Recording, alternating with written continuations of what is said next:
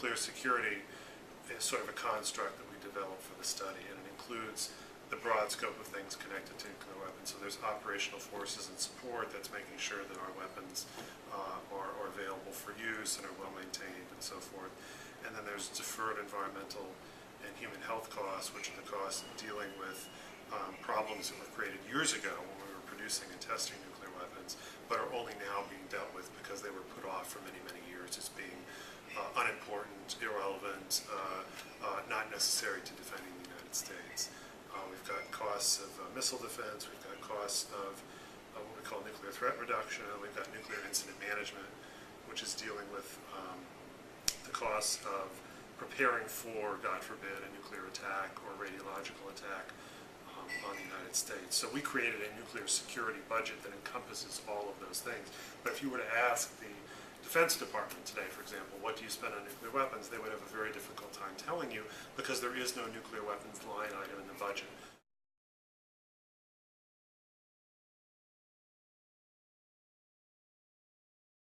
And I guess we were first and foremost surprised that the total amount of money that we're spending today is a little over, or I should say at least $52 billion. Now, again, this study looked at fiscal 2008, but the numbers for the current budget are not significantly different.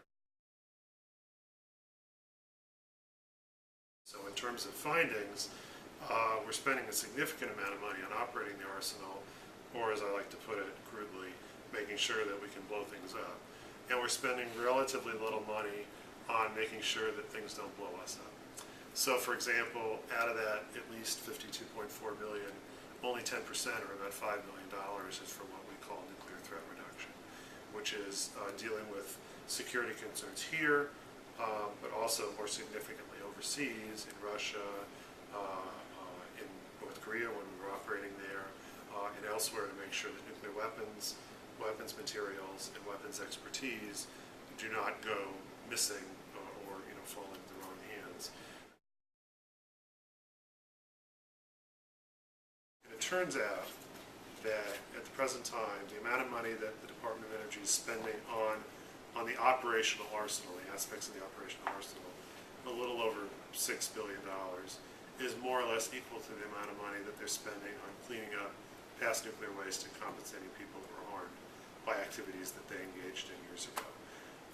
And it's going to be that way for a number of years. It didn't have to be. I mean, if we dealt with the problems at the time, if the government had been more honest with people and honest with itself about what the costs were and what the risks were, we would have dealt with the problems at the time, and we also would not have allowed them to fester for so long, and in some cases we probably wouldn't have created them in the first place. I mean, today, for example, we have an enormous surplus of plutonium and highly enriched uranium because we went on a wild spending spree and building spree back in the early 1950s, and basically decided to, nuclearize anything that we could for the military, and to build as much material as we could, because the feeling, rightly or wrongly, was that if we didn't, we might be destroyed. It turns out that a lot of the concerns were inflated.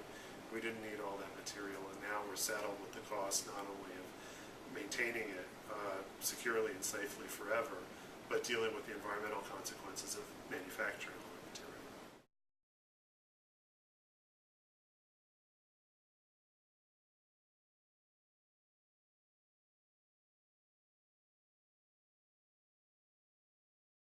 Once we get a handle on exactly how we're going to dispose of some of this waste, then certainly the costs will go up as we construct a facility to deal with that. But the cost of simply maintaining the waste and making sure it doesn't leak out any more into the environment, or in some cases because the waste could be used in bombs, so we've got to secure that, prevent that from happening as well. So they're very significant costs. It's on the order of $6 billion a year, and I'd expect it to stay at that level, if not higher, for probably decades to come. I mean, this is the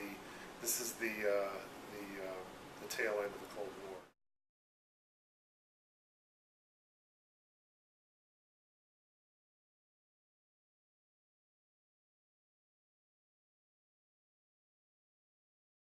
I'd like to see more money being spent on nuclear threat reduction activities, because I think we get our biggest bang for the buck there.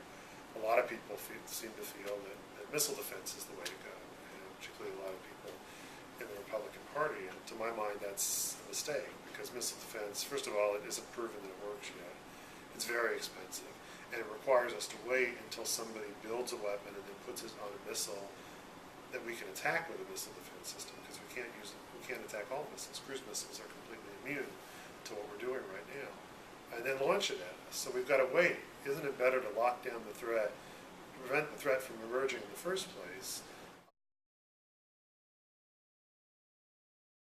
If we don't fix the nuclear weapons problem and something goes wrong, then it really doesn't matter if we've protected the environment, or if we've stopped or slowed global warming, or if we've saved the whales, because we may not be around to appreciate it, and they might not be around either.